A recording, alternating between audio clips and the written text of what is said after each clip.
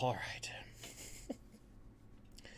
So, it's been one of those days where like I built my stream 15 minutes before I was supposed to start.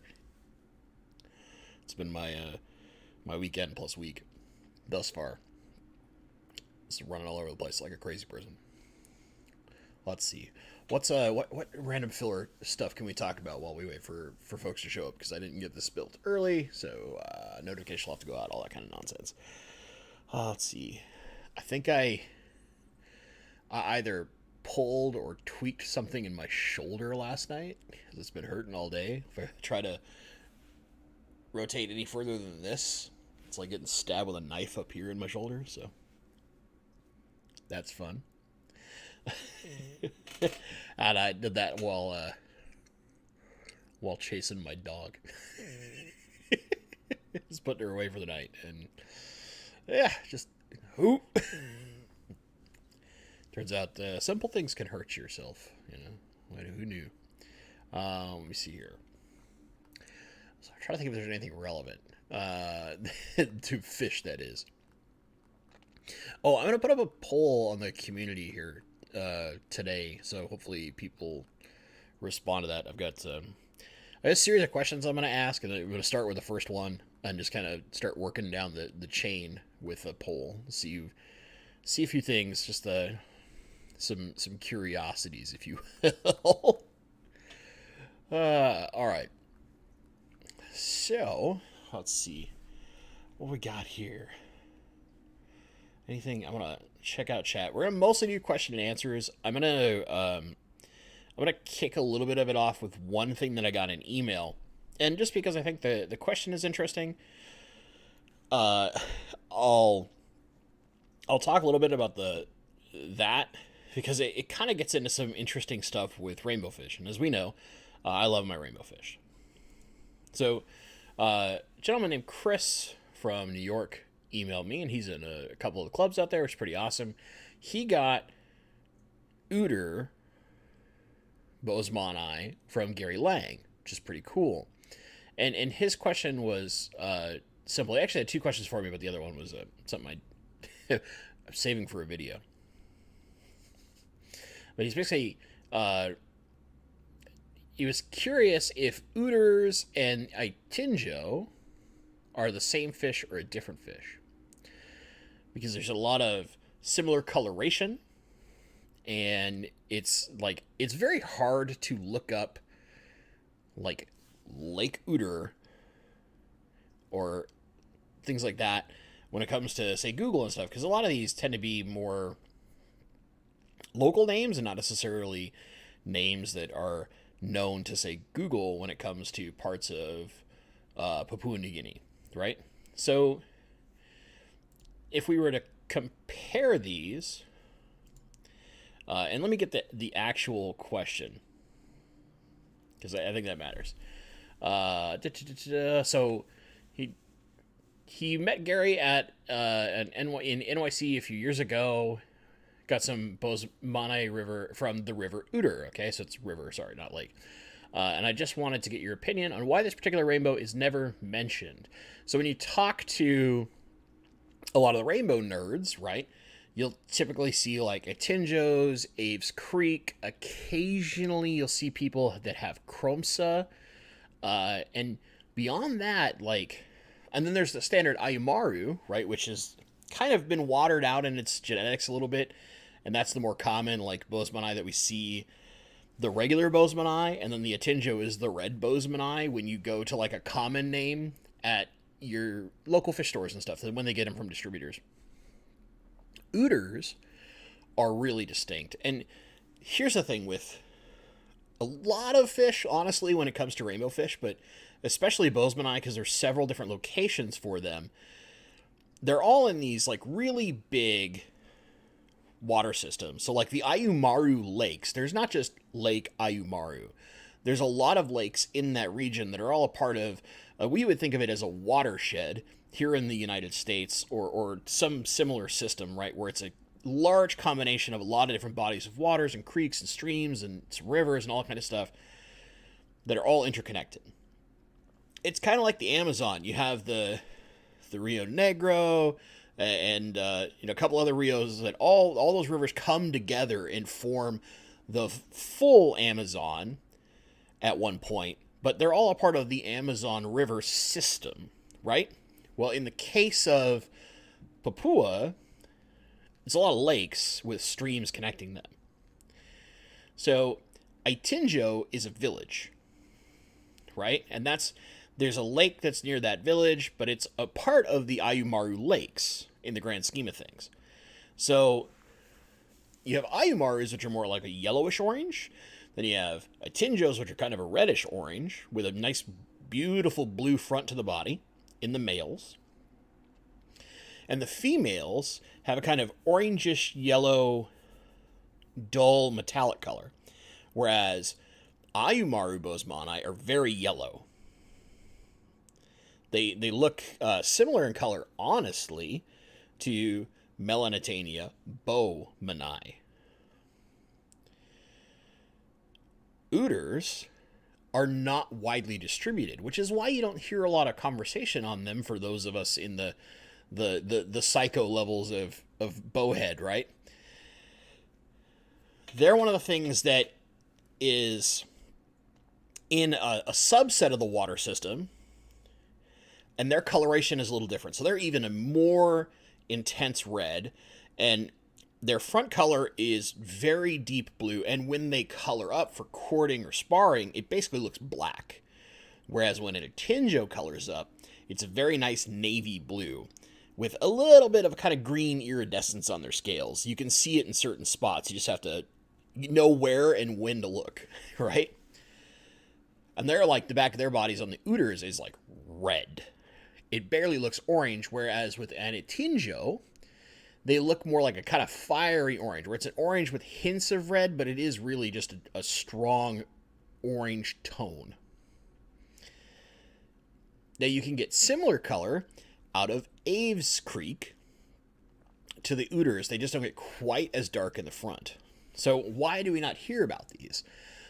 Biggest reason is there's not a lot of them. Not a lot of people have the Ooter. The Aves Creek, the Atinjo, those are more proliferated in the hobby. The Ayumaru especially, that's the first lake we ever got bosemani rainbowfish from. So those are more prevalent in the hobby. It's kind of like Kromsa Creek. Kromsa Creek is probably the smallest of all the bosemani. They cap out at about 3 inches. They say very small for a bosemani rainbowfish. But there's very few of us in the bowhead world, especially in the United States, who have them. It's actually, I think if I remember right, like not even Gary has them, right? Right? That's the guy. So that's kind of like, I want to use that as a small buffer while we build some questions up in chat, and then we'll hit chat. But I kind of want to talk about it just because it's interesting where you have all these catch locations. A lot you have a similar in, say, like the Pelvicochromis tenuatus, so like all the different interesting crebensis. So not the pulcher, which is the most common one, but all the tenuatus species, right? You have all these different catch locations, and that's why you'll get a lot of us bowheads that are really, really specific about, you're like, I got bosemani rainbows. I'm like, cool, which ones? Right? Because we want to know which version of the fish it is when it comes, especially for those who are trying to breed those fish and sell them. You really want to know, so it makes it a lot easier to understand which of the different catch locations they come from, because you're trying to keep them pure so they stay the same. Because you start mixing them, and then that's where genetics start getting wonky on them. Even though, technically, they're all the same fish. Sort of. Okay, I will hit questions. We got Tom from TM Aquatics in here. Haven't seen you in a bit, buddy. It's good to see you. Good to hear you're busy. All right, let's do. Connor, is it true that if you don't cut off the floating lily leaves, that it will depend more on light than its roots and start dying?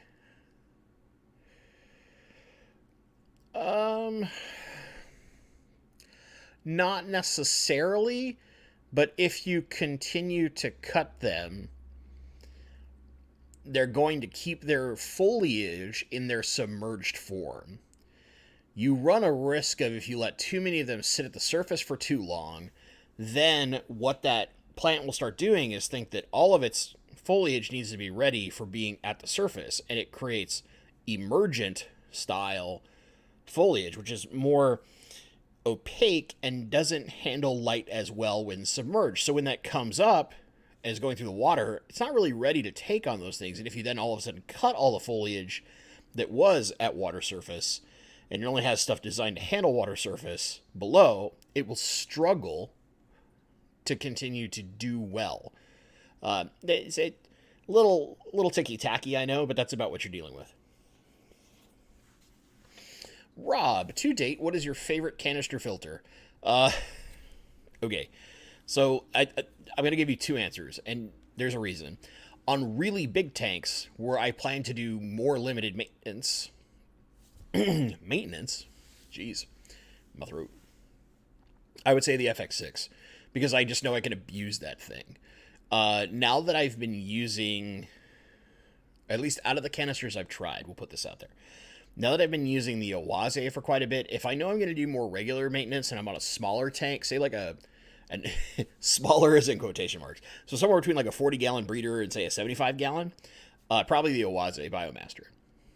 Not the thermos, I don't need the heater and the stupid thing, just the regular Oase Biomaster. And that's just a matter of, if I'm able to keep up with the maintenance, I really only have to clean the pre-filters on that thing, and I almost never have to clean the rest of the internals in the canister, and that's really handy because cleaning out just those pre-filters is very fast. You just really have to do it, depending on bioload, every 1 to 2 weeks. And if you let it go too long, then it gets like really gunked up, and you deal with all sorts of flow issues, and like I'm dealing with that right now. I've been so busy, I haven't cleaned my Oase that's on the 75 long that's normally behind me in a lot of my videos in almost a month now, and I need to get it this weekend. So I have to force time into my schedule this weekend to clean that thing out. It doesn't take long. It's just making sure I get it done. A small announcement. I'm going to take a break. Speaking of rainbows, so the tickets for the ANGFA, the Triple Crown, the ANGFA, ALA, ACA, AKA are on sale. If you're doing it through ANGFA North America, thank you. But if tickets are still available and you want to hang out with me and Gary Lang at Rusty Wessel's house for a barbecue, get yours Thursday. We are going to be at the Thursday event, not the Wednesday event. And Gary specifically asked me to tell all y'all that if you want to come hang out with us, be there Thursday. All right? So, just saying, you can hang out with my personal fish hero and my crazy butt, and we'll be good. All right. Michael, what do you think about Rotalo Lucky Eye in no CO2 setup? Do you have any experience with this plant? So my experience with Rotalo Lucky Eye was in a limited CO2 setup. So again, very much my low and slow. I was doing, I think, a bubble a second in a 40-gallon, so not very much. What I've noticed is it actually does extremely well once it's rooted itself in higher flow areas. If you can see it constantly waving like this, it does way better. It'll grow long and beautiful and looks incredible. In my experience, it does not do well in areas with limited flow. And part of that is because it has such fine leaf structure that if any detritus or algae gets built up in those leaves, it's a goner. Also, really fine leaf things like Wellicki do not like, or rather, I should say, don't do well with Siamese algae eaters. Often, a lot of Siamese algae eaters, as they get bigger especially, when they're smaller it's okay, will just eat all the fine leafage off the plant. Like, I'm dealing with a problem right now. I have this really cool Wellicki species that is the longleaf variety. So they have these really long, beautiful leaves. They look incredible. They look more like Pogostemon erectus with just even super fine leaves. My SAEs in the tank that I have it in have been eating all the foliage off. So the plants are struggling really hard, and I have to move my SAEs to my retirement tank so they'll stop killing my plant. Because they keep munching on it, because they're jerks. You don't necessarily have to have CO2, just that extra flow should help you enough to help have more success with that plant. And then just in general, fine leaf plants like higher volumes of light. It's not a low light plant at all. It will do really, really poorly in low light. It probably won't even do that well in medium light. You really need to have quite a lot of light on that plant. So put it as directly under your light as possible to help it out. Hey, we got a super chat from Ricky. Was wanting your opinion on what type of plants I can put in a 40-gallon cube with a couple of Discus. So running the tank hot around 83 to 84 degrees. Woo boy. Okay, so here's the thing. A lot of plants do not do well in high heat. You can look into things that naturally come from the Amazon. So there are certain species of sword plants. The Amazon sword, it does well in hot temperatures. You can use some Java Fern. Typically, you don't want to do the finer leaf Java Fern. You want to do the big, broader leaf Java Fern. So just regular Java Fern can do well in hot temperature. A general rule is the broader the leaf on the plant, the more likely it can handle hotter temperature tanks. This isn't a steadfast guarantee. Not every plant can do this, but in general, finer leafage, finer foliage does not do well in high temperature. Especially once you get over 80, they really struggle, and even sometimes they don't like being above like 78. The broader the leaf, typically the better it can handle those temperatures. And 83 to 84 is not too hot, so you've got a few options there. But I would say Java Fern especially. Some Anubias. Again, I would look at some of the bigger varieties, so just regular Barteri. Nangi can probably do it. Cophifolia should be okay. Then you can look at Amazon sword, of course, is great. Amazon swords are just designed to handle that. And there's also some... oh, man. I'm going to... My brain doesn't want to remember the family. It's like Potamogeton?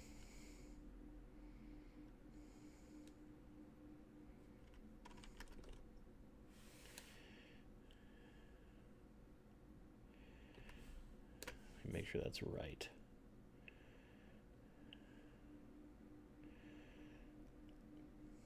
Yeah, so Potamogeton, not Aponogeton. And let me give you the spelling on that because it is a little interesting. These, so not Aponogetons, right? Potamogeton. A lot of these there is specific varieties that come from the hotter parts of the Amazon.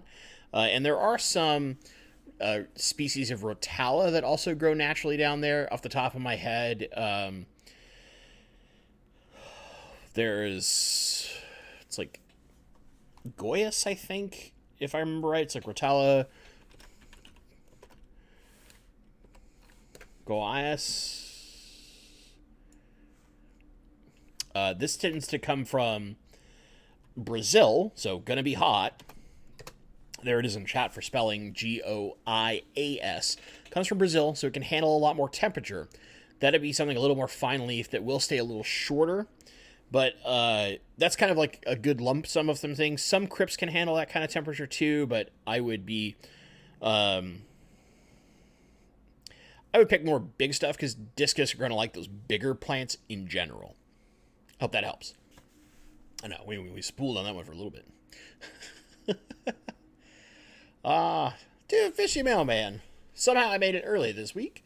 Just thank you for the streams. I usually am lurking lately and watching the replay. Truly one of my favorite streams of the week. Thank you, sir. It's good to see you. I kind of miss the days where I had time to actually like chat in Joel's streams when you were around. So unfortunately, work does not really give me that kind of time these days, especially when I'm short-staffed. I'm trying to get a replacement hired in, and it's been a nightmare. I have the guy. It's just waiting for all the things to process. And it's just, killing me. It's been killing me. All right. Oh, cotton. So did I get that right? That Uterbos monae are both very red and very blue. So they are a really dark blue when they don't color up. When they color up, they go basically black. And let me see. I think I have a picture lying around so I can show you that I got from Gary ages ago. Where do I have that? Here's the real problem. I got to figure out where I put it. Oh, you know what? It's on a drive that I don't have connected to my computer right now. So, bad news bears. However, I can find it in the Googles. Whoa, as I'm typing in the wrong area. And I'll show you, because you see them and you'll understand like what I mean by them being basically black. Where like a lot of the Atinjos and stuff like that, they aren't that dark. And you can get Ooters, or at least you could for a while, from Imperial Tropicals, because they got theirs from Mr. Gary Lang himself. Trying to go. There's a picture on... Here we go. This is on the bar report. Just for those that want to see it. And I'll give the... I'll get the actual image itself real fast. See, this is how we know that I am not prepared at all.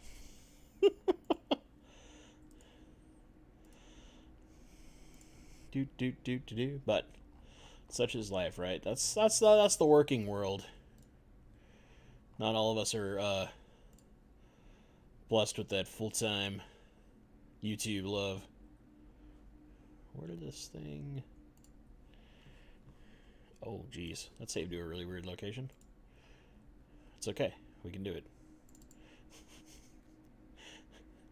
It's bad when I don't even, like, pay attention to where my own stuff is saving, right? I know, this is the highest quality stream we've ever had, right, folks? There you go. Bam! Got it. Got there.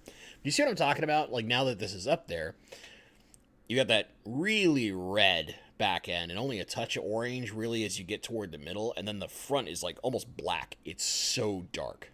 Whereas Atinjos are much more of an obvious blue color. The Ooters are super dark. They're incredible. They're incredible fish, but they're hard to get a hold of. All right. So that should help you. Should help you understand that little difference there. Tetra Guy, Texas. How exactly would you trim Java Fern when its tips have reached the water surface? Wow. So I have Java Fern that's touching the surface, and I just leave it alone. Because when you start trimming those leaves, they're going to start dying back. You can, in theory, like, take the tips off of it, but I just let it grow a little bit emergent, and it does its own thing. It usually doesn't keep growing once it gets out of the water, because they only get so big, and they'll generally try to stay down in your water. But if you're getting like leaves several inches out of the water, you might just trim the whole leaf off and see if you can kind of teach it to stay smaller. Some plants will adjust to that. I don't know how well Java Ferns will, though, because they just kind of don't care. they just don't give a... Joe Davis always has cool questions. If you could turn back time and be the first to discover a new species, which currently known species would it be and why? Well, one, I wasn't born when some of these things were discovered. A lot of these were discovered way earlier than we think. They just entered the hobby way later. However, of more recently discovered, or at least fish that have been given some amount of love more recently, I'm trying to think. I would probably go with, and of course it's going to be a rainbow fish, because why wouldn't it be? But I would be more interested in the Kamaka. And the reason why I say that is because I love the kind of powdery steel blue color they have, and the fact that they're very prolific in the hobby right now. So it's not one of those ones that only kind of hobbyists have. Breeders have them. They'd be all over the place. But as far as like, you know, my favorite fish to this day is still a Boesbane rainbow. But I want them to keep that name. You know, they're named for a specific person who did a lot of work. And that's the thing. Like, I'm more a hobbyist than I am a person that has that interest in discovering a fish. I just more want to appreciate them. I'll leave the discovering to people like Gary Lang or Johannes Graf or those guys, you know. This is me. I mean, realistically, I think the smartest thing to do if you were anybody would be the cardinal tetra, and you'd want to be the person that got the cardinal tetra, because that's probably the most famous fish, period, right? As far as hobbyists are concerned, like that's the one that was so striking that people just had to have it, right? All like the neons, but just even better. There's like a better neon. Mega Machamp. What? Let's go, champ. Which rainbow would do the best in an unheated tank, if any? Radnocentrus. Rads. Rads are a stream fish that actually deal with quite a large range of temperatures. I think pretty recently Gary had mentioned that he had some come in at significantly colder temperatures than he thought, and they're still doing okay. So in that 72 to 76, you'd be fine. Now the thing is, 72 to 76, if you keep that stable, almost any rainbow fish does well in those temperature ranges. You can keep turquoise in that range, no problem. They actually like slightly cooler temperatures. Once you get over 76 is where they start kind of not liking it as much. They'll be okay. They can handle up to about 80, but really they're happy in that range. 72 to 76 is amazing for almost every rainbow fish out there. Very few rainbow fish, it's only when you're trying to actively breed them, where higher temperatures help stabilize the fry for the first like 2 to 3 months. A majority of rainbow fish, like 74 is their golden spot. 74 to 76, that's perfect. Now, if you're talking like down in the 60s, that's where rads do amazing. Rads can handle those much lower temperatures. They can get down fairly cold as far as tropical fish are concerned, right? They can get into the like mid and lower 60s and do fine, and even colder. Not necessarily a good thing to do so, but they can do that. Ceres Creek do that pretty well. So do the Tiwa, Carland, pretty much all of them. Any of the Radnocentrus or Ornatus, they all handle those temperatures perfectly, and they can go in smaller tanks. It's a good option. I'm gonna start like giving rads a lot of love, because soon I will have a bunch. Let's put that soon. Should be in giant quotation marks. We all know that I move at like a glacial pace when it comes to doing new things in my house, because space is a problem for me. Desert Fish Keeper. Thanks for advice about raising nitrates a couple weeks ago. Not only did growth explode in my plants, but my phosphates went down. Happy to help. Glad we could get that worked out. Brian K. You seen the nice Melanotaenia species bow floating around Europe? No. I've been working so much that I have not paid attention to a lot of my information sources and things of all the new cool stuff. So I'd have to look these up. Wow. They remind me a lot of Calimoisi, just not as much orange coloration in the body. I'd be curious to see what the females look like. It's a pretty fish, though. It's a pretty fish. Pretty fish. Yeah, all right, let me see here. Paul Soltero. Caught an Aqueon 10-gallon leak today, 3 weeks after setup. Complained to Aqueon about build quality, and they're sending me a hob for my trouble. Nice. Free hang on the back. That's pretty sweet. Returning the tank to Petco tomorrow. Fish are okay. Good to hear, Paul. Man, I've had some random leaks in some tanks, and it is the worst when you get leaks. It just makes you feel terrible. Because there's that panic at first, and it's like, how long is this been happening? How much water did I lose? Oh my god, whatever flooring is underneath it. Yeah, man. Man. Bob Purcell, you have mentioned mixing textures of plants. I do love mixing textures of plants. I've noticed that most crypts have crinkly, wavy leaves. Other than Parva and Lucens, are there any interesting crypts with smooth, flat leaves? So it depends on how they grow.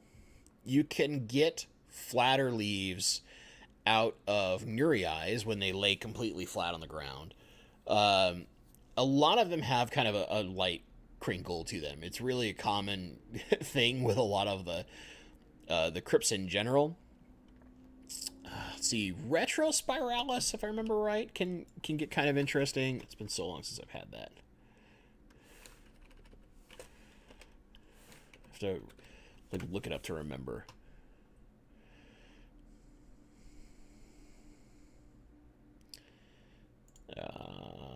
I don't know, it does have a curl to it. Boo.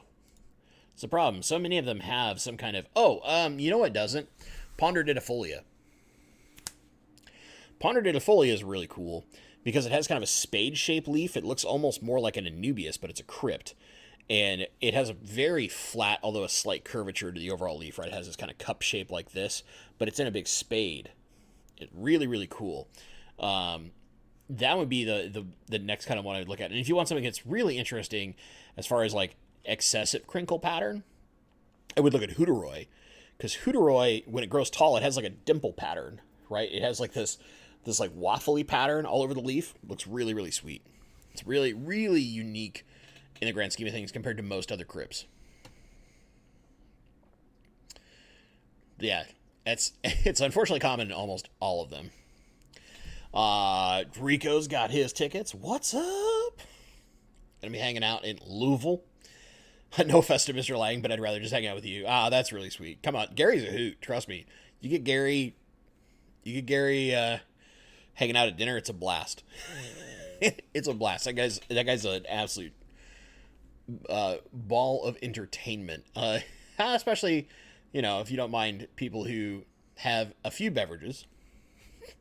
Gary can be very fun. Like, I got to hang out at AGA with Gary at their dinner, and it was just great because the dude knows so much. It's so fun just babble and fish with him, and plus he's a fun, nice guy. He's a nice guy. He's no nonsense. Like, he's just gonna tell it to you straight. But he is a very nice gentleman. Lester Zhang, hi Bentley. We know much about transferring plants from immersed to submersed. What about the other way around? What should we look out for? Cool question, Lester. I like it. All right. We put on that thinking hat for a second. Is there actually really anything you have to look out for? You're less likely to deal with, as long as that plant, which almost every aquatic plant grows immersed naturally. Very few of them truly grow submerged. Almost all of them will convert relatively easy on their own, because once you get them immersed, they get atmospheric CO2, right? And there's way more CO2 than we're ever pushing in an aquarium. So they got all the fuel they're ever going to need. And they go hog wild. Who I would look to, honestly, if you really want good information about growing immersed plants after getting them out of the water, is Northwest Aqua Hobby. That's my buddy Will. He's been building out his own farm. He does everything immersed in immersed rigs. Dude has some really, really cool videos teaching about how to do it and why it matters and what you're looking for, etc., etc., etc. He actually just bought a bunch of Boost Godzilla because of me. He messaged me. He's like, hey, I'm thinking about getting into Boost for my plant farm. Which species would you recommend? And I was like, these. And Godzilla's the one he went with. So directly influenced the stock he's carrying at his farm, which feels pretty awesome. But in general, the only thing I would pay attention to is making sure that you keep them humid enough, because they do want to stay humid, in a good soil. At that point, I would be using, you could use aqua soils, but I would actually use more of the hydroponic style clay balls. They're a little bit bigger, and it's going to be better for the root systems in the long run when you're dealing with immersed plants. And what you want to watch out for is small kind of white, what looks like mold or fuzz, and it is technically a mold, that will grow along the water line. Okay, so if you have a little bit of that soil exposed right where the water hits the air, you have a chance to get some of this mold. And in general, there's ways to stop this. Most people employ a little creature called a springtail. They eat that stuff all the time, and it helps kind of naturally. It's a lot like how we use snails or algae eaters in our aquariums, right? They take care of that for you. But the biggest thing I would watch out for is that little mold, because you don't want to get that mold into an aquarium. It's not dangerous. It's just you want to prevent it where possible. Other than that, you're actually helping yourself by making plants immersed. They'll grow better and faster. They will look different. You'll have different foliage. The foliage typically becomes more compact and very rarely does it get bigger, but sometimes it does. But you'll see different coloration. It'll be more opaque, less translucent. You might see different coloration. So like things that are normally very red underwater might just be green above water. And that's just about how the plant adapts all of its usage of chlorophyll in order to absorb light and photosynthesize and process and all those natural, cool, sciencey processes. Leo Contreras, best pH pen and easiest way to move a group of Plecos from a Flex 15 to a 40 breeder. Okay, so the pH pen I use, let me look this thing back up. It's been a while since I've zipped over to ye old Amazon. I bought mine off Amazon. It was cheap and it works great. Oh, of course you will ask me for my password. Why wouldn't you? Let's see here. Where's the last pH pen I bought? This guy. This is the pH pen that I use. It's pretty good. You just have to calibrate it, and it usually comes with the... Oh. Or it could be out of stock. Dang it. Got time to find the other version of it. The problem is, like, there's so many of these pH pens that are all basically exactly the same.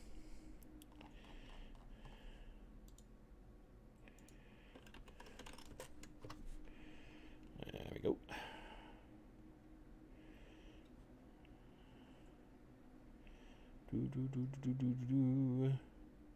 Where's the one that is basically mine? There's like a million of them. Okay, if you technically want the super nice one, you want the one from Aspera, but that's like $43, and I think it's ludicrous to spend that much money on a pH tester. Okay, here we go. Here's the one that's built exactly the same as the one I have. It's just a different company. Yes, this following link is a paid link. I'm an affiliate of Amazon. I earn a small commission off any purchases used making my link. Dear FTC, please don't fine me. I can't afford it. But that's the pen I use. It's really simple. It's cheap. It's easy. If you really want the nice one, like I said, there's the one from Aspera. I think it's Aspera Instruments. They're like $40, but they're dead perfect and almost never have issues in the sense of for years at a time. Where a lot of these cheaper ones, they'll last you a couple of years and then you got to replace them. But they're like $10, so who cares? Okay, easiest way to move Plecos. So here's where this gets complicated. First off, remove all the things they can hide in. And that might require you to, if you have logs and stuff, that might require you to take a log and dunk it and pull it out and dunk it and pull it out to encourage them to release. That can be a little hard, but if you don't have very much stuff for them to hang on to, that becomes easier. From there, you don't want to use any wider mesh nets. If you can, get something like a cup or a smaller, like not very deep plastic container that you can catch them in. Because what you don't want to deal with, because I dealt with this recently, because I only had one net lying around and I was out of my little plastic containers. You don't want to get their barbs, depending on the type of fish, right? Whether they have those spikes externally, or like say a zebra pleco, they have this super fine like cilia, that hair that is like spikes, or whether they hold it in their gill plates like a lot of Ancestris. You don't want to get those spikes stuck, because it can be just a real royal pain and freak you out trying to get them unstuck. But they're tougher than you think. You really probably aren't going to hurt the fish. You're more likely to like spike yourself. It'll sting a little bit, but it won't hurt. But by using some kind of flat thing like a cup, if you can get a mason jar, stuff like that. Because one thing I've seen people do is they'll get like a mason jar, they'll set it on its side, and they'll put some food in it and let them come like in there and fight for the food, and then they'll just take a net to cap the jar underwater and turn it up and pull them out. And now they're in a jar, and you just whoop in the tank. But in general, use some kind of flat surface, whether it's glass or plastic, whatever it may be, so they're not going to get their spikes stuck. If you have to use a net, don't go very fine. Get as coarse as possible. It is easier on really coarse nets to get them unstuck should they stick themselves than on very fine nets. So like brine shrimp, those super fine like shrimp style nets, don't use those. They'll get stuck and it'll be a nightmare to get them off. Hope that helps. Hope that helps, Leo. All right. Trying to catch up to chat here. Paul Soltero. Bentley, you need to find SAEs from a better neighborhood instead of the ones that eat my lucky eye. Mine are just fat and hungry. Uh-oh. Mopar fanboy, longtime listener, first-time caller. I love the look of temple plants, but I struggle to keep them planted. They nearly always get stem rot at the very bottom. Any general advice? Yes. So when you're first getting them, most likely they're a bunch plant or a potted plant. If they're in a pot, leave them in the pot in your aquarium for a couple weeks. What you want them to do is grow new roots that are adjusted to your water. If they're a bunch plant, leave them in their weight. Just let them sink and float on top of the soil. Let them grow new roots. What we're trying to do is trigger that plant to convert all the way before we bury it down. And once it has a good root system, which it's going to be easier for it to develop that root system, exposed to the water and not buried. Right? When it doesn't have a root system, it relies 100% on its ability to draw from the water column. So we want to expose as much of the plant to the water column as possible. Also, when you first get those plants, if it's a bunch, feel free to undo the weight and feel the very bottom of each of the stems. If they feel ever so slightly soft, get a very sharp pair of scissors. If you have specifically some kind of aquarium scissors, that's great, or a razor blade, cut the soft parts off. Go to where the stem feels solid and strong. That's where it's healthy. Cutting away all that dead growth will trigger it the same as if it got broken off in the wild, and it triggers the plant naturally to go, I need to make new roots to anchor myself. Lightly get that weight back around it. You don't want to be crushing. The second we start crushing those stems is when they're going to go into a rot again, and they're going to start dying off. We need it just held just enough to stay down in the water. Give it a week or two, let it start to grow new roots. Then, once we have new roots and hopefully a few new leaves up top especially, that's going to show us we're growing from both sides, we're doing great, we're healthy. Now plant it into your substrate. Should be okay from there on out. You might lose some of the old immersed growth, and that's okay. That's going to be a lot of the leaves. That's fine. What we want is brand new roots, because then from there on out, that plant will use those roots to feed off of your system and establish new healthy growth. I'll forgive you for being a Mopar fanboy. No, I'm just kidding. I'm kidding. I grew up in a hot rod shop. We had everything. We weren't specific to anything. Like my personal favorite is probably Ford, but I love kind of all old cars. I'm not specific to one. But I know some people, it's like, it's only Chevy, it's only Ford, it's only Mopar, it's only this, it's only that. You know, you do you.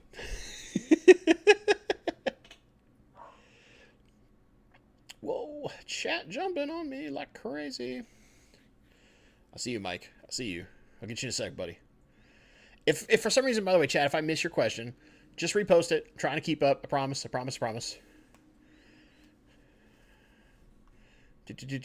Fishy Mailman's going to shoot me an email at some point. All right, buddy. Good to hear. Joe Davis, have you ever propagated Anubias and boost emerged? No. I specifically don't do my plants emergent unless I am trying to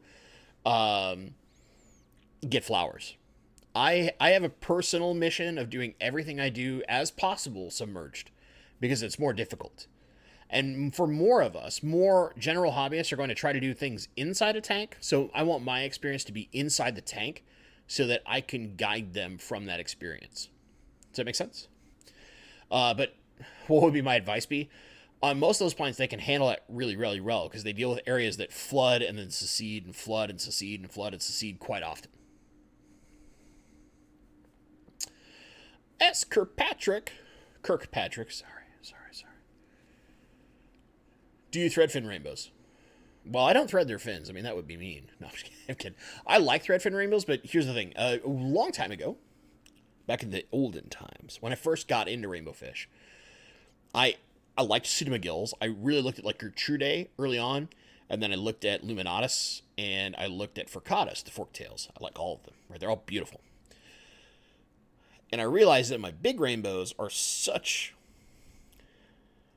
can be rather, not necessarily, can be kind of bullies in a sense that they use their size and their speed to get to food faster than any other fish, right? That the smaller rainbows can struggle to eat. Now, not always. I have plenty of friends who keep them mixed and all that kind of stuff. And what I basically just decided is that I was going to dedicate myself to the big rainbows. There are other people who are like Pseudomagill super fans, and I love those people because I love learning from them about their differences and their experiences. I have just kind of dedicated myself to keeping all the big boys. I will probably eventually do one Pseudomagill species, maybe two, but probably one, and that's going to be the Cyanodorsalis, which is the brackish water.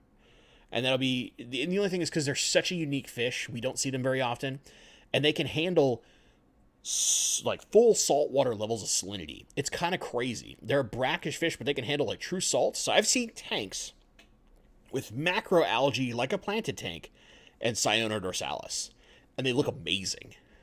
And I kind of want to do that eventually, way down the line. I got some other things to do first. I was actually talking to Brian K a little bit about one of my like psychotic plans. Mike from the Fish Tank Barn. Hey, how are your blue Hawaiian Moscow guppies doing? Which there was someone in chat who asked. I'm trying to figure out some stuff with Jason. I know that he's been a little busy lately as far as getting the next batch there. I think he's kind of stopped shipping for a bit. I'd have to check with him, but we're going to try to figure out a time to get more fish his way. We just put a hold on them.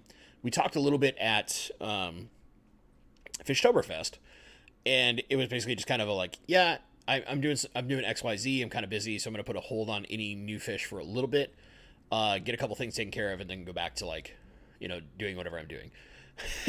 So, yeah, life happens, but eventually the goal is to get more, and then I'll announce it on the community tab whenever I get stuff. So just make sure you got all your notifications turned on for my channel. Got to do that YouTube bag thing, right? And once you see it on the community, you'll know, and you'll be able to just go in there and buy them. Cool. Anyway, mine have been doing very, very good. We're finally getting to the season where I start having more females born. I have noticed for me particularly, I see more females born in the winter and more males in the summer. So right now, there's like army of big boys, right? So I have this army of beautiful blue whenever I go to feed them. I was checking them out this morning. I was like, see a lot of little babies in there. And it's just a matter of waiting now because I got to get more females. I was getting a little boy heavy because of the summer because they were breeding like crazy. And there's, I think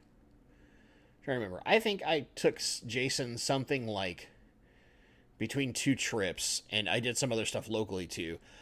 I think I got rid of something like 130 pairs of fish, and that was where I stopped counting. I had more going out too that I would give as extras, because I kind of always do that whenever I get a local hobbyist fish. I always give extras. Always, because I want more people to keep this fish and love this fish. Because I love it. And I think it's amazing. So for a little while, like I actually saw a sizable dent in my colony. So I was like, oh, I've finally taken enough fish out to where I notice it. And it was mostly because I kept getting lots of boys being born in the summer because it gets hotter in that tank, right? Just because there's a lot of sunlight that comes through in that room, and I love it for that purpose. I love the sunlight on that fish. It looks amazing. Heats the water temperatures up, I get more boys. So I was like, man, I got a lot of boys in there. I'm not seeing quite as many females. So I'm waiting for the winter when it cools off a little bit. There's not as much light coming through. It's just cooler in general, which it already has been, which is nice. Starting to see more girls being born. Good times. It started about 2 months ago. Started chilling out a little bit. Joe Davis. What tank would you steal from Gary's fish room? I won't tell. I wouldn't steal an entire tank. I would steal one plant. I know, right? This is the psycho part. I would steal one plant, but I also steal one fish. I want his namesake. So I want Gary Langeye. He actually sold some. And they're in the super secret band channel. If you don't know about that, band is an app. So for those who don't like 800 more apps, you probably avoid it. But it's a place where you can sell fish now that Facebook's cracked down on stuff. He's selling some of his own, his namesake fish, and he in his like main display tank has this incredible, like massive Crinum calanostratum. And I would want just that one plant. I would just want to uproot the whole thing. It's like a bush. You'd be like carrying that thing out like this, I swear. You'd need like a garbage can to carry that thing out. It's huge. Because he's had it going for years. And I would just like hustle out the door with that bad boy. Let's try to cheat myself to a big, beautiful Crinum calanostratum. Oh my goodness. The American puffer god himself, Preston John's in chat. What's up, buddy? It's been a while. Good to see you. Good to see you.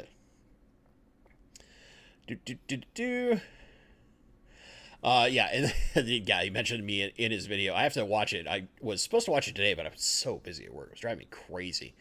If the stock of Godzilla doesn't work out, tell him to let me know. I have some fairly large clumps to get rid of. Submerged growth. Ooh. Why, fishy mailman, you're speaking my language. I love Godzilla. It's one of the ones I don't have. Because I had a bunch of friends getting it, and I was like, yeah, I'll let them grow it out. I'll get it from them eventually, and then, like, I just never followed up to get any.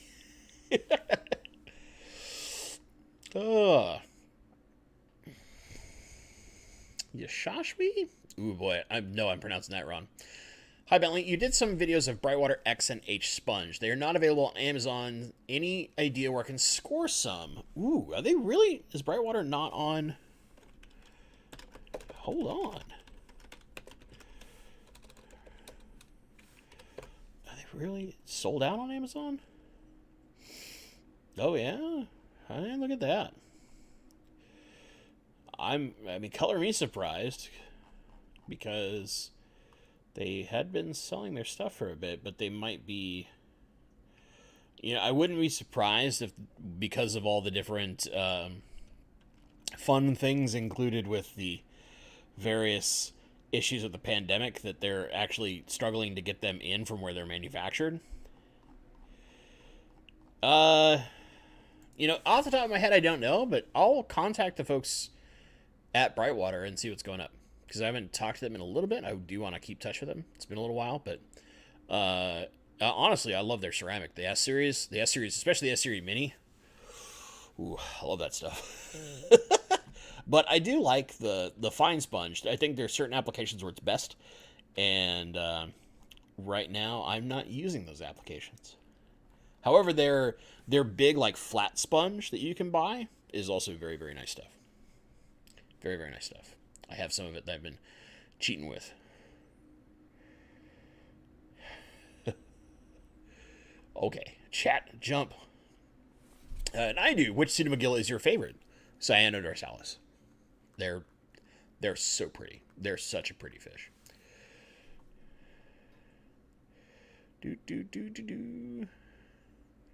Trying to make sure I don't miss something, but at the same time trying to catch up on chat because we know I talk too much and I get behind.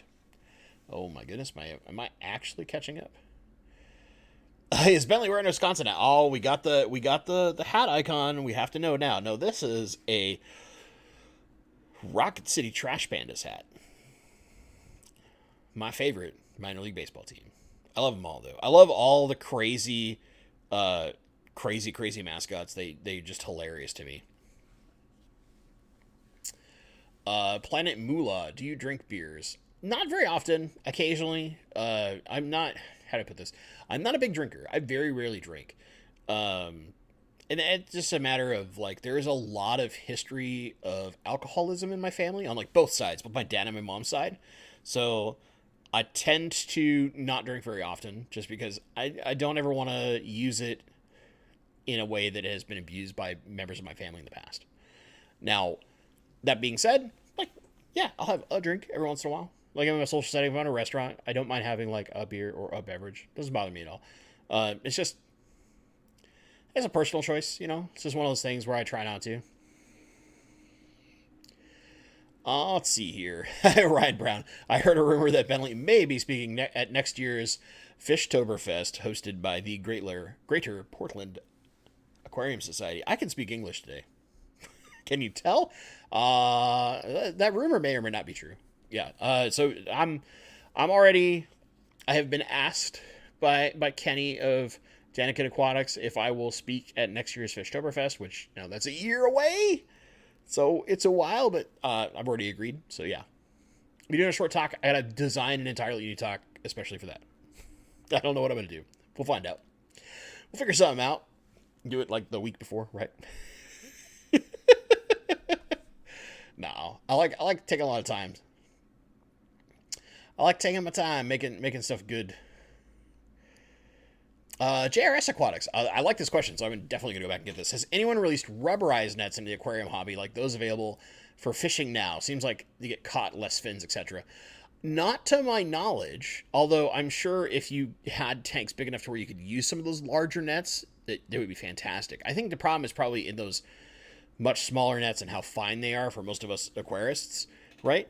Is getting that done on a much smaller net. I don't think the mesh on those rubberized nets is that fine, so that might be part of the problem. But it'd be interesting to see, right, if there is a way to do that, because you might have like the next great evolution of the fish tank net, right? That'd be a good idea.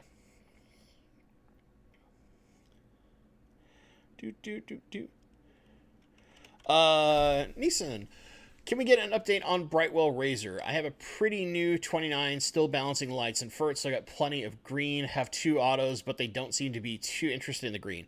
Well, so the big thing with autosinkless and like green dust algae is a lot of it is too hard for them. They're really good at dealing with biofilm and keeping your biofilm relatively fresh, because they'll eat all the stuff and forcing it to keep growing in there.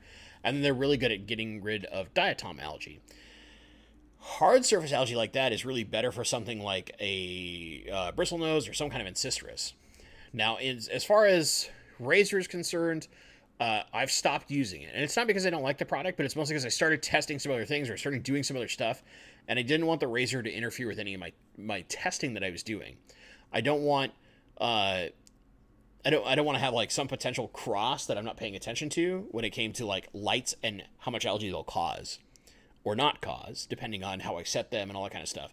So the tanks that I was using Razor in, I stopped using Razor because I was using a bunch of tanks.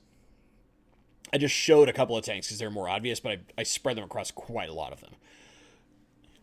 That being said, I still think the product is perfectly fine, but, there is something to be said for just taking the time yourself to clean a lot of your algae and working on balancing your tank out as opposed to using a product. Now, there's no slight toward Brightwell. I love those folks. They help me play the product, and a lot of their products are really awesome. But I think there is a reason to train yourself how to balance your aquarium better so that you are preemptively dealing with algae and not necessarily needing to use a chemical. So yeah.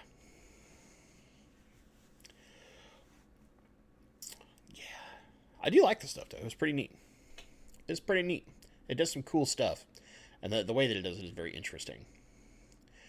Let's see. Bob Purcell. I trimmed some leaves off of a couple of Anubias plants due to them being covered in hair algae. Will they grow back? Yes. Do I need to split the rhizome with new leaves? Not necessarily, but they will grow back when they're cut off. There's actually some suggestions, depending on who you listen to, that as your leaves get older, you should remove them anyway to force the Anubias to grow new things. And you don't want to remove like all of them, but like, let's say the back third of a plant is all older leaves and they're starting to struggle a little bit or whatever, trim them off, they'll grow fresh foliage instead. I've trimmed quite a lot because of algae in the past, and they come back. They come back with a vengeance. You just got to give them time. It's the usual thing with Anubias, right? You get, when they're really healthy, you expect like a new leaf a week, roughly. Week and a half, something like that. And then Aiden, you mentioned earlier that you had mostly females. I would say it's temperature. Try to get your temperature up a little higher. Get to like 78 degrees if you're not already. Even go to like 80. You see, yours at 73. There's your problem. Well, problem. If you need lots of females and not as many males to make sure you're not getting those females over harassed, low temperatures great. In especially the blue Hawaiian Moscow, I've noticed that as I get those temperatures lower, that like 74 and less, way more girls. If I bring those temperatures up, say 78 degrees, way more boys. So what I would say is temporarily, slowly bring your temperature up. Try increasing it like a degree a week, right? Nice and slow, casual, simple. You're going to start seeing more males be born. I would say if you can, target somewhere between 76 and 78 degrees and stick to that. That's going to give you a pretty balanced ratio of males to females. Anything over 78, you're start seeing more males than females, typically. I can't guarantee that, but that's just what I have observed with my fish. Hope that helps, man. I mean, me personally, I would love to have a problem where like 90% of my fish are female right now.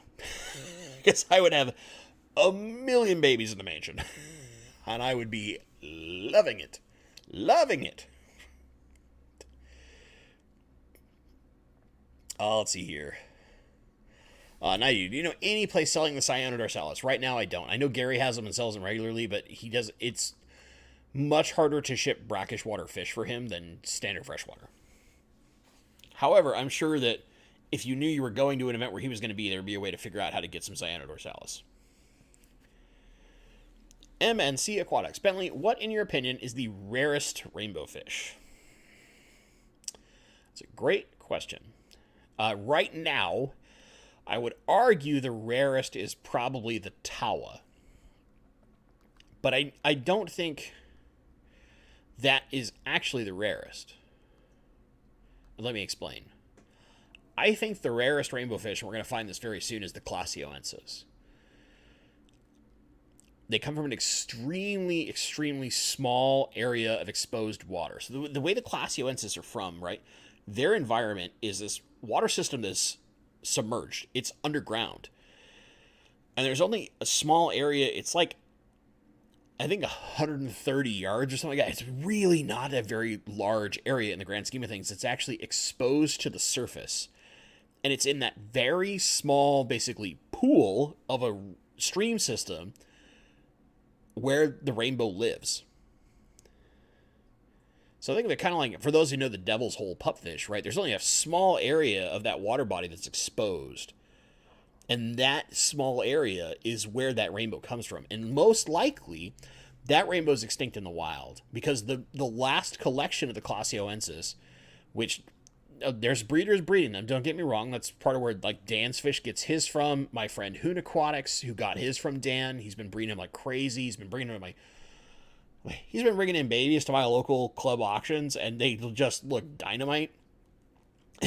and I've been like trying to pump their price up because people are getting them from highway robbery prices. It makes me feel sad at times, but he's happy because more people are getting that fish. But they found them in a pool adjacent to the water system. And what they assumed was that there was just excessive flooding during the rainy season. And a few fish got into that area and it was slowly drying out. Kind of like what happens in the Amazon, right? And there is a fear that that rainbow is now extinct in the wild because it is such a small area. And where they found the fish was not in that pool. Right? It was not in that area that's exposed. It was in a side pool, basically a ditch off to the side that had the fish in it. So it's most likely that the Clasioensis, like the Centoniensis and the Wanamensis, is effectively extinct in the wild. And right now, because it comes from such a small area, unlike the Centoniensis, unlike the Wanamensis, there's such a smaller natural population of them to start from. So it's a fairly rare fish. And there's a reason why when like Dan's fish got them in, Gary Lang found out because I told him and he bought them all. Right? And about the only other thing that is probably rare, and Brian K just mentioned this, is the maculosus, which is a glossolepis species. The maculosus is the spotted rainbow. It's a really beautiful fish. I had some for a while. I lost all of them in one shot, and I felt just miserable. Absolutely miserable. And the the thing that I have struggled to find is anyone else that has them. Like, no one seems to have them. I know Lucas Pretz had some at one point, but I don't think he breeds them regularly. And it's like, it's been impossible to find that fish. That's one of the one of my like bucket list fish to go get again and make sure that I keep them and breed them, because that fish is very hard to find. Very, very hard. It's easier to find like the red dragons and the Wanamensis and even Centoniensis. Centoniensis for a while were very hard to find until Dan started regularly getting them in from Indonesia from his breeder. But until then, it was like very hard to find good Centoniensis. You basically had to go direct to Europe to get them. Now, you can get them, and you can get the red dragons, the Pagwai, just the Multisquamata. My brain had to catch up. It's woo, but yeah, it's really hard to get that fish to breed too, which is the other problem, as Brian's mentioning. So like, I have talked to Gary a few times and basically told him, hey, at some point let me know, because I'm gonna want that one fish. If there's any fish I actually could get from Gary, it'd probably be the Maculosus. I wouldn't take his breeding colony though, because I want him to breed them, but I definitely want Maculosus. Leo got 5 of the L471. Oh, is that like crazy expensive Pleco? Hold on, I need to look this bad boy up. You remind myself, because I think this is like the Holy Grail. No, the mini snowball. Okay. Still a very cool fish. There's the one that was like $8 bajillion. It was a very expensive fish. Yeah. They came in amazing. Now waiting on 40 gallon to move them from my Flex 15. They're good in a Flex 15.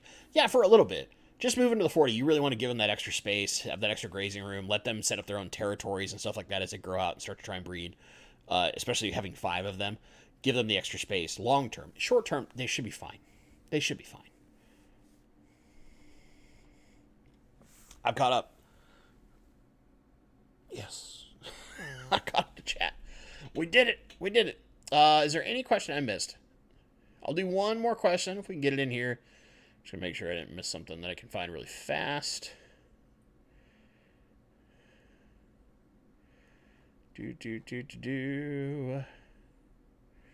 But by the way, while we have a moment, I'll say this. I want to thank all the folks that did Super Chats tonight. So, Ricky De Hoyos, the Fishy Mailman, Leo Contreras, twice. That's very nice.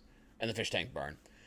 Thank you guys so much for the Super Chats. Definitely not required, but it's nice to get them every once in a while. But, you know, we don't expect Super Chats here. We take it nice, chill, and easy. However, I do hope for those of you who are going to the Triple Crown in Louisville next year, if you are going to the Rusty Wessel barbecue and fish tour, I hope I get to see you Thursday. I really hope to just hang out with you guys in person. It'll be a blast. If not, I'll be at the convention. We'll hang out. Definitely. I'm not doing too many of the side events. Like, I am going to the banquet, but I almost don't encourage anyone to go to it just because it's so expensive. But I'm Gary. I joke that Gary bullied me into going, but yeah. Lars, I can't really say your first name, sir. Come on, man, killing me here. Did you get the vaccine? I basically needed to for work. I work in a company where they're pretty strict about having them, so yes, I have been vaccinated. You know, it's one of those things where we had a guy at my work, younger than me, way healthier than me. Dude, you guys go hiking and all this kind of stuff, and he got it and died. And it's just one of those things where it's enough to scare you. It was like, you know, I would much rather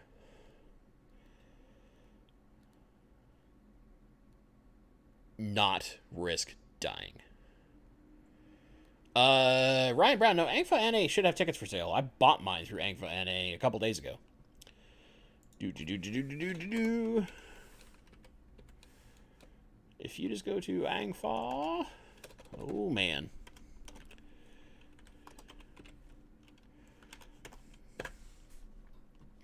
You should be able to buy them right away. Let me check. I want to make sure. Yeah. So you should see it now. If you go to angfana.org and you scroll down, you'll see convention ticket, select options. If you select that, it'll take you to the cart page and you can do all that stuff. And if there's anything left for the Rusty's tour on Thursday, if you want to do it, I know it is a little expensive for some folks, be there. But otherwise, just be at the convention. I'll be hanging out just talking. I'm basically just there to talk. Let me see.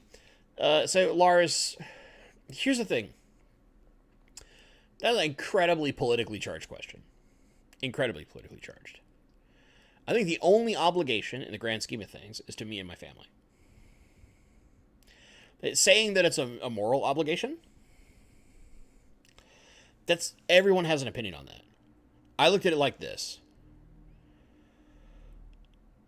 The risk of death, even if it's percentage-wise small, versus the likelihood, which is excessively small, to have any negative side effect. And I have family in the medical profession. I asked lots of questions. I talked to quite a few people. I talked to my doctor, all those kind of things, right? Because I like to be informed. I had hoped that there was going to be some kind of version of the vaccine that would cover some of the variants as that information was coming forward. But as it became clear, we weren't going to see that too fast, and we're going to see like more of a booster system. I then chose and got vaccinated. Because I would rather know that if I do get this stupid human malware, that the likelihood of hospitalization or death is so excessively low. Like, win the lotto levels low. That I don't have to worry about dying from this stupid thing. That's all that matters to me. I have people in my life that I love, that I want to take care of. I would like to not die from it if I do happen to catch it. Now, I take a lot of precautions. I basically don't go to many places. If I do, I'm masked. I observe social distancing, all those things. Why? Because I'm trying to keep myself, my family, the people I love, etc., my friends, my coworkers, all safe through my actions. But I dislike, and this is a personal thing, I dislike the thought of saying that it's a moral obligation. Each person should be able to decide. Plain and simple. For whatever their reason is. People have very sane reasons and very crazy reasons. On both sides of the fence. Like, I hate the argument that unvaccinated people should not be allowed to have medical care. That's psychotic. That's psychotic. These are your fellow human beings. Who gives a who they vote for, what they think? We all deserve basic human standard of care. Basic human compassion. I don't care whether you're a citizen of this country or you're not. Whether you are vaccinated or not. If you are sick, you should be able to get medical care. Period. Caring for your fellow human being, regardless of what they believe in, is one of the fundamental things that makes us human. And not just animals.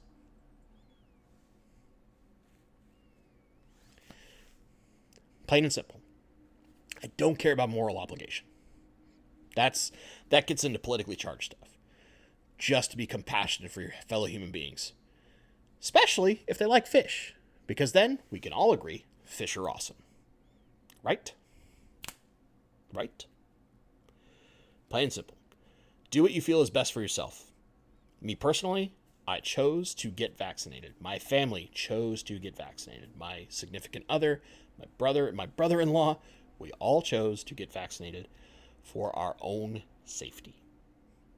Because no one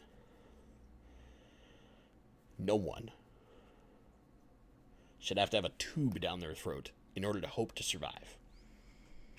That's a terrible thought.